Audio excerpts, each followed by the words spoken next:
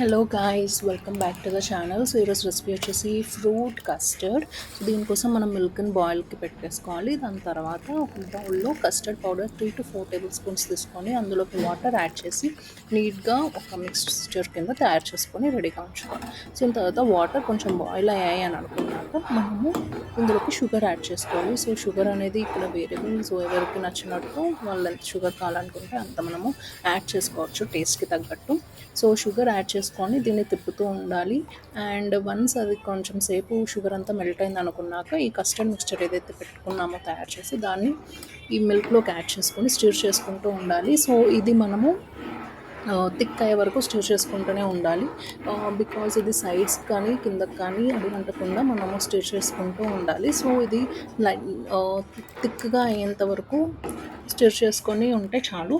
So ఇది ఇలా thick అయింది అని అనుకున్నాక మనం ఈ మిక్స్చర్ని అంతా ఒక సపరేట్ బౌల్లోకి తీసుకొని చల్లార్చుకోవాలి. సో మనము బేసిక్ ఫ్రూట్స్ని కట్ చేసుకొని పెట్టుకోవాలి. సో ఇక్కడ నేను బనానా, గ్రేప్స్ అండ్ పొమోగ్రనేట్ తీసుకున్నాను. సో చిన్న చిన్న పీసెస్ కింద కట్ చేసుకొని గ్రేప్స్ని అండ్ పొమోగ్రనేట్ ఒక 1 or 2 తీసుకొని అందులో సీడ్స్ అన్నీ తీసి ఈ కస్టర్డ్ మిక్స్చర్లోకి వేసుకొని నీట్గా మిక్స్ చేసుకోవాలి. సో దీనికి కొంచెం extra flavour and crunchiness add చేయడం కోసం బాదం పప్పు ఆర్ జీడిపప్పు మన ఇష్టం, వాటిని నీట్గా